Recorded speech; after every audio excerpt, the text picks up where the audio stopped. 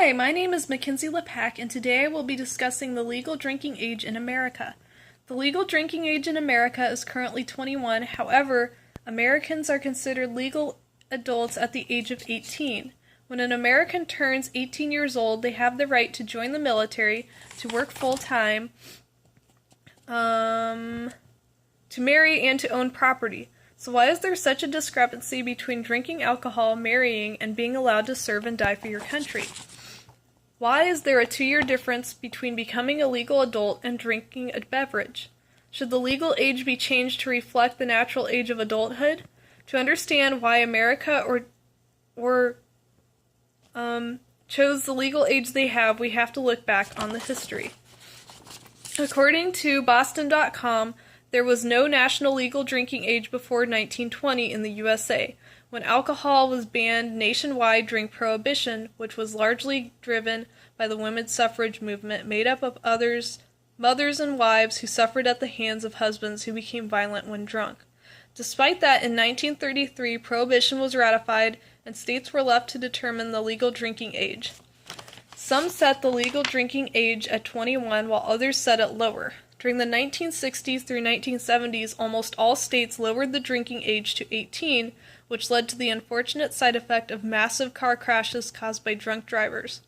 According to the National Institute of Health, 60% of the traffic fatalities were due to alcohol.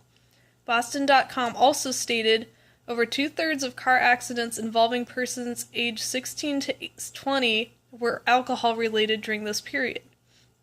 According to ChooseResponsibility.org, in response to the epidemic, President Ronald Reagan established the Presidential Commission Against Drunk Driving in 1982. It included 39 recommendations to reduce deaths caused by drunk driving.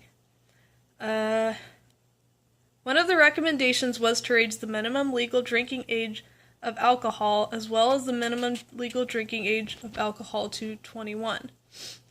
The incentive for states to do so was a threat to lose a certain percentage of federal highway dollars. Although the recommendations were meant for all adults, the public began focusing on the younger people, and in 1984, President Ronald Reagan signed the National Minimum Drinking Age Act, creating the legal drinking age we know today at 21. By 1987, all states had adopted the legal drinking age of 21, but the remaining recommendations were left mostly untouched. Some college programs are beginning to discuss similar topics with students, such as education programs of the danger of alcohol, but high schools have largely ignored the issue other than to tell children it is bad to drink. So in light of the history of drinking, should the legal drinking age be lowered? I propose the legal drinking age should not change unless the culture changes first. Without education and growing up with responsible drinking adults, we would have the same situation we had during the 1960s and 1970s. I am not sure America teaches enough responsibility culturally for the drinking age to be lowered. However, I do concede there are individuals and families who could allow their children to drink a few sips of wine much younger than 18 with no ill effects because responsibility is part of their lifestyle and age of drinking would make no difference.